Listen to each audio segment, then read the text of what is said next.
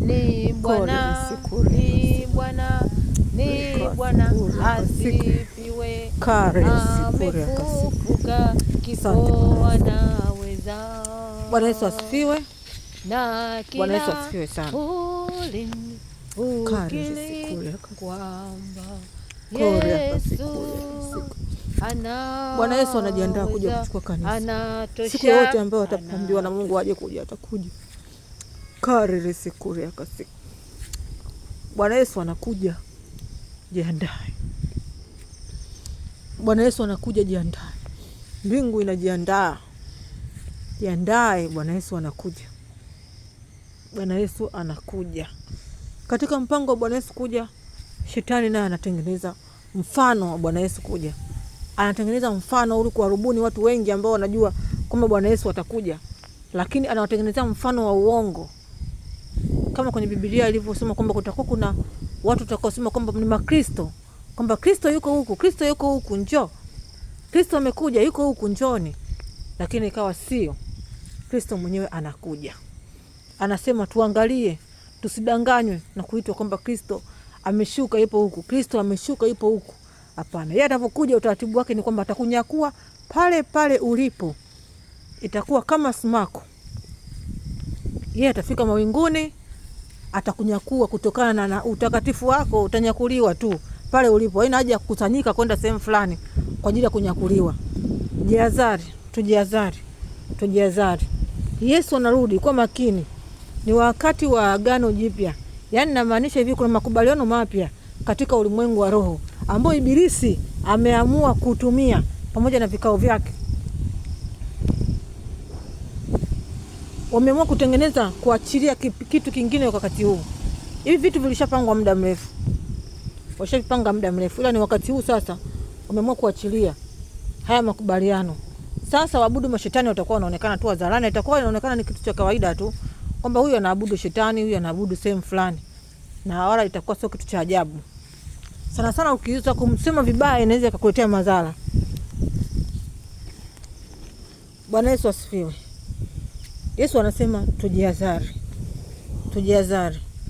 Hawa watu wapinga Kristo, hawa watu ambao ni adui wa Kristo, ambao watakuwa mmoja wapo ni hao waabudu mashetani pamoja na watu wengine wa kanisani. Makanisa tu haya ya Kikristo yatatumika pia. Kuna watu ambao ni viongozi wakubwa wa dini, wana ajenda za kuzimu. Kwa hiyo inabidi uangalie vizuri kanisa lako lina ajenda gani? Lengo kuu la kanisa ni nini? Kwa makini, utapoteza watoto, utapoteza familia na kuelekeza kuzimu kwa kutumia makanisa. Makanisa yanatumia watoto.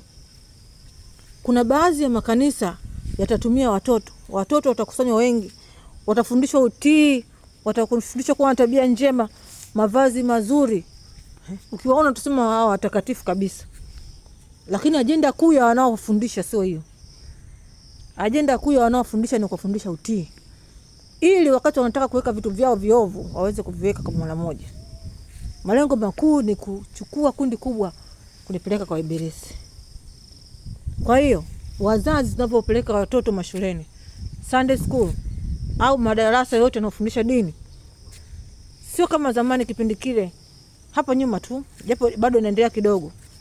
Tulikuwa tunaongelea mambo ya ushoga, ulawiti sana. Sasa hivi watu wamebadilisha mfumo. Mfumo umebadilika tayari. Kwa makini na mtoto wako, anafundishwa sasa utii. Haonekani ni mtoto mwema, mtoto mzuri kwa nje ukimwangalia mtakatifu, lakini malengo yao ni kuja kuwekea vitu vibaya mwishoni. Wakisema atizi attention geuka, watoto wanageuka, anapotea.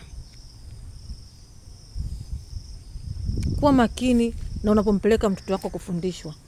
Angalia, yani ajenda ni zaidi wanafundishwa. Kama kuna vikundi unasikia kuna kundi maalum hapa wanafundishwa kitu fulani, fuatilia ujue wanafundishwa kitu gani. Yani ni kuimba tu? Ni kwenda huko tu wanakoenda? Ni ziara tu?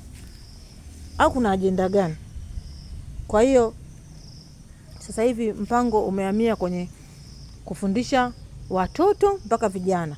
Kuanzia watoto wadogo wanaenda shule, Sunday school, shule za dini hizi mpaka chuo. Wao ndio waliolengwa kwa sasa.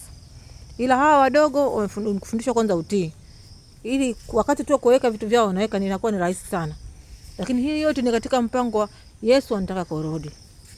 Sasa wale utangulizi Makristo, wale watu ambao wanataka kuharibu utaratibu mzuri wa Yesu kurudi, wanaanza kazi mapema ili wasije wakashangaa wamebaki wachache motoni. Kwa ni katika harakati za Ibilisi kutafuta watu kwenda nao motoni. Bwana Yesu asifiwe sana. Bwana Yesu asifiwe. Lazima ugundue kwamba hali ya sasa sio kama kawaida. Ibilisi anavukaa anapanga na Mungu naye anaona. Wamepanga sasa. Sasa hivi sio tena kukimbilia ukawaza sina ushoga. Hiyo ipo ndio. Fuatilia ndio. Lakini sasa itakuja tena kitendo cha kawaida kile kile, lakini kitakuwa cha kuleta madhara.